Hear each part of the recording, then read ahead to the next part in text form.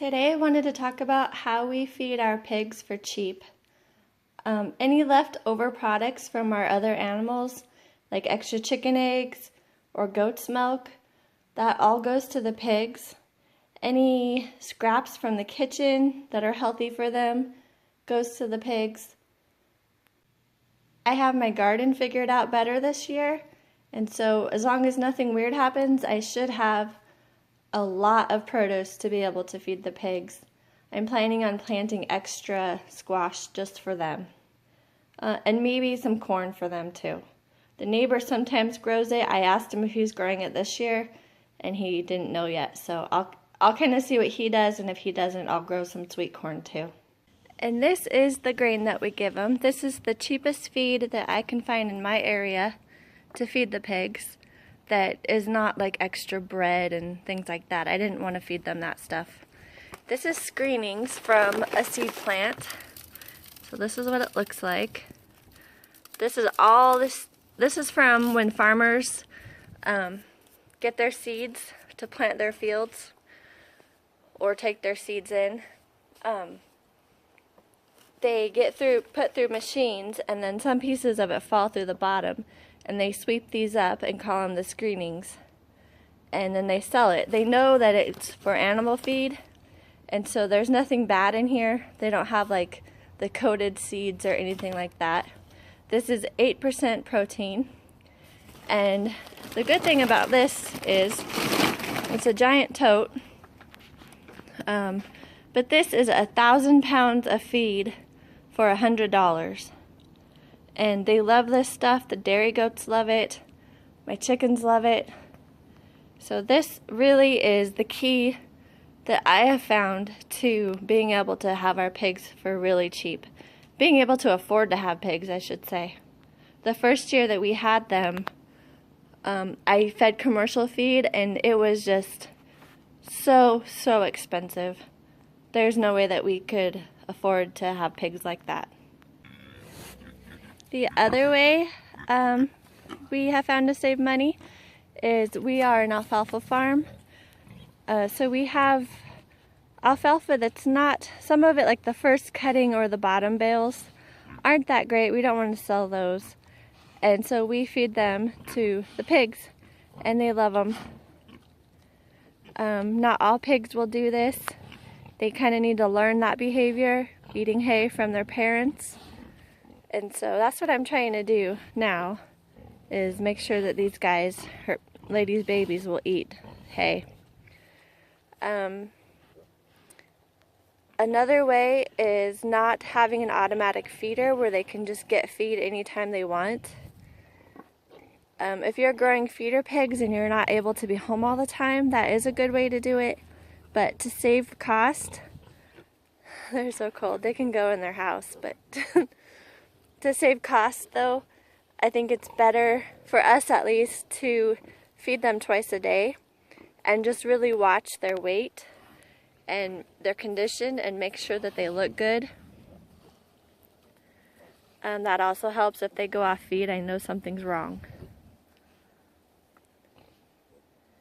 The other thing that we're doing is I have a boar and a sow, and instead of having the cost of buying piglets every year, we are raising our own piglets, and we're going to keep one piglet to eat, and the rest we're selling.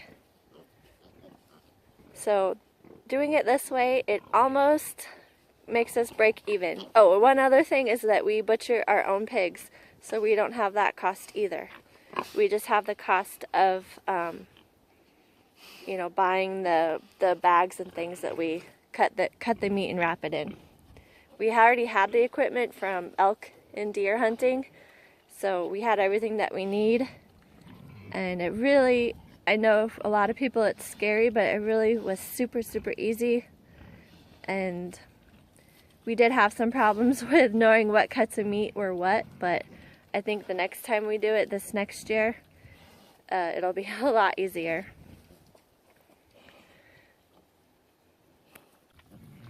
So putting all of these things together in play is making us just about break even on raising our pigs. And it's a lot of joy from it too. Look how cute those piglets are. Another thing that you could do is if you do keep a boar, you could stud it out, which is kind of what we're doing right now, but we're just doing it for the neighbors. So this is Thelma. That's who's grunting over here. She thinks I'm giving people food and not her or the other pigs food. So she is here to breed with Cadetti. And you could, charge a fee for people to bring their sows over to breed with your boar. I don't think we're going to get into that. It's kind of too much of a headache, and you got to make sure that the pigs are healthy because you don't want them to introduce stuff to your herd. So, but that is another option you could do to save money and cut costs, or make money, I should say. So if anybody else has any other ideas to cut costs on raising piglets, let me know and leave a comment below. My 2 does have gotten out of this stall, and I'm looking here trying to figure out where they got out from because every single spot is closed. It's all wired up. There's no hole in the bottom. They've never jumped this high.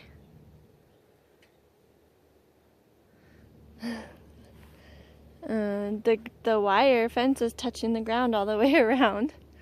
This is like the only spot that I can see. But they must have squeezed somehow through this little area, pushing it. I don't know, but I do know Trina hates the rain, and so she will do whatever it takes to not be locked up in the rain. So now I get to catch her.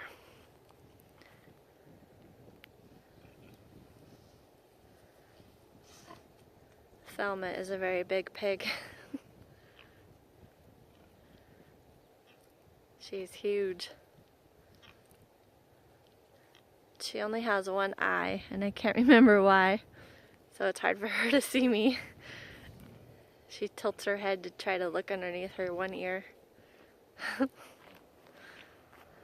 Cadetti wants to say hi.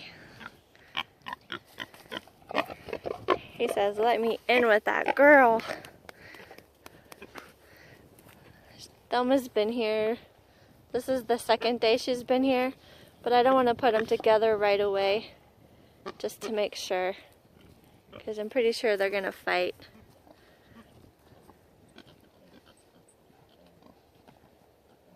That's his daughter.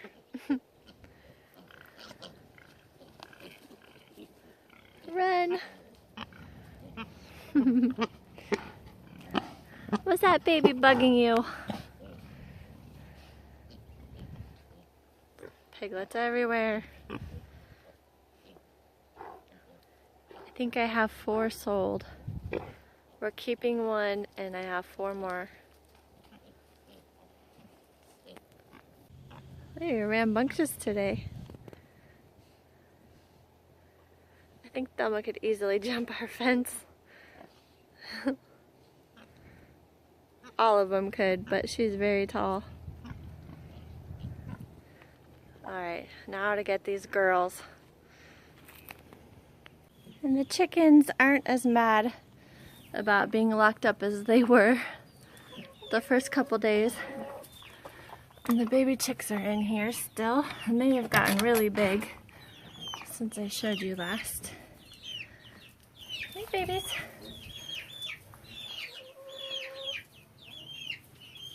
They got almost all their feathers now. When the baby chicks get big enough, I'll open the door and let everybody be together. But until then, chickens will kill each other. So especially these 2 hens, they were my first ones. They are dominant, and I'm pretty sure they would just kill those chicks. There's Hazel. Hazel, the day I put her in here, I think she got attacked by a hawk because her feathers were ruffled up and then she wasn't moving for a while. And she's still not quite acting normal. There was no blood or anything like that that I could see, but she definitely, something had happened to her. So I'm glad that I have them locked up and safe now. You can see where her feathers are still, I don't know if you can see in the camera, but they're still kind of messed up on her back. I'm gonna look for eggs. Oh. Everyone's sitting in there. All right, have a good day.